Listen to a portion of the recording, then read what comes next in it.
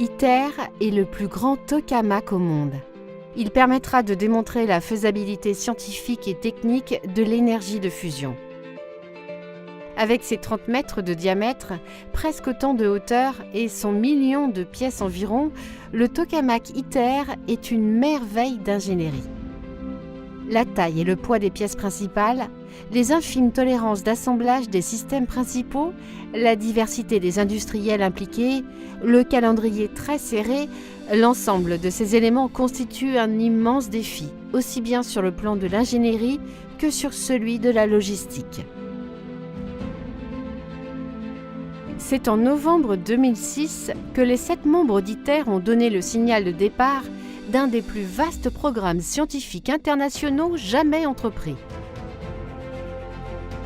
Peu de temps après, les travaux ont été lancés pour préparer la plateforme de 42 hectares sur laquelle serait édifiée l'installation. Au terme de 14 années de travaux, nous célébrons aujourd'hui le démarrage officiel de l'assemblage de la machine. En dépit des difficultés liées à la pandémie de Covid-19, nous sommes parvenus à poursuivre les activités critiques du chantier, notamment la réception de plusieurs pièces uniques et exceptionnelles.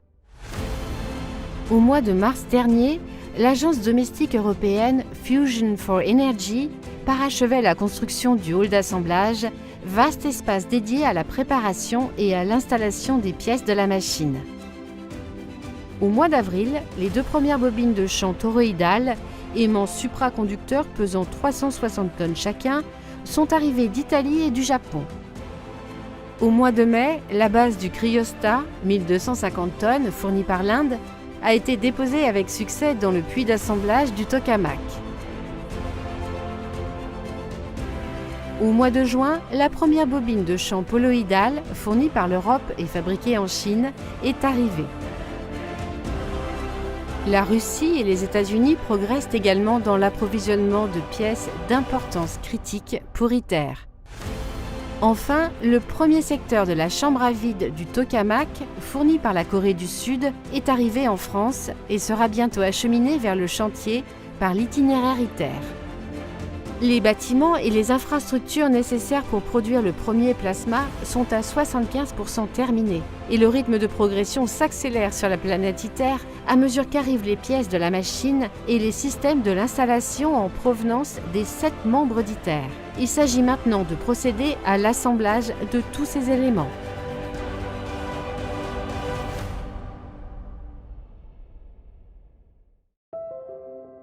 Après la spectaculaire opération de descente de la base du cryostat dans le puits d'assemblage, le reste des opérations se fera en procédant du bas vers le haut. L'installation de la machine se poursuivra avec les éléments de la partie inférieure du cryostat, les boucliers thermiques inférieurs et les structures de support temporaire pour la bobine de champ poloïdale numéro 6.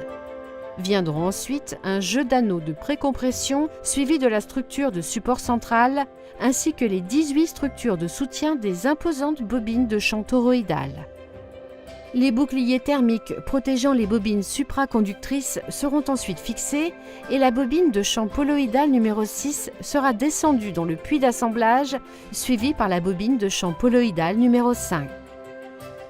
Afin de préparer la réception des préassemblages, une plateforme de travail et une colonne de support intérieur d'où rayonnent 7 poutres massives seront mises en place afin de stabiliser la structure pendant l'assemblage et le soudage.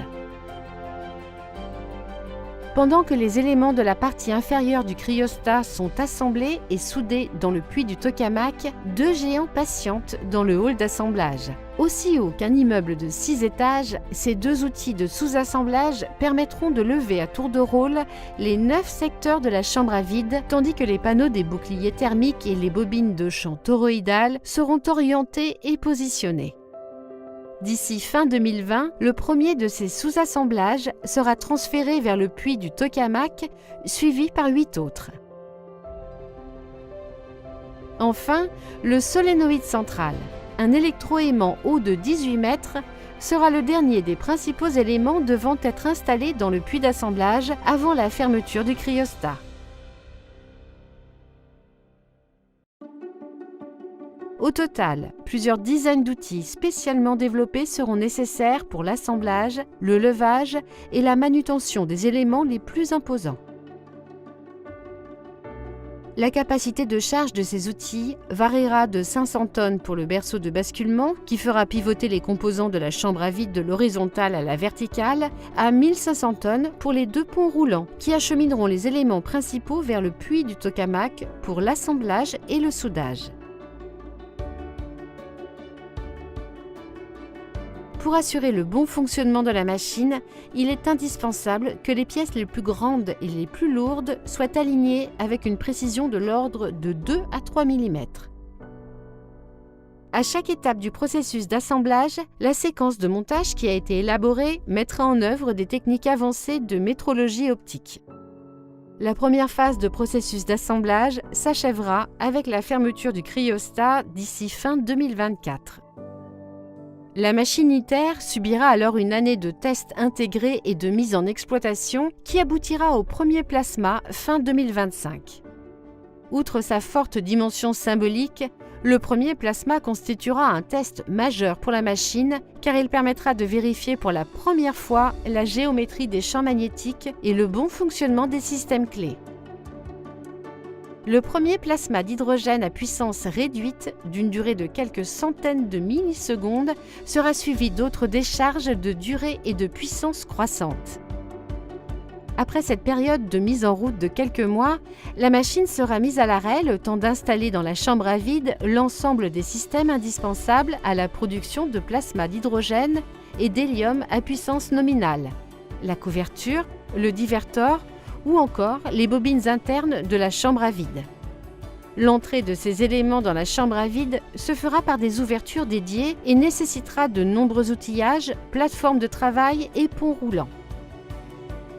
Les yeux du monde entier seront alors tournés vers ITER, dont l'assemblage du tokamak marque l'aboutissement de plusieurs décennies d'efforts consentis par l'ensemble des membres du programme. ITER, vers une nouvelle source d'énergie propre et sûre.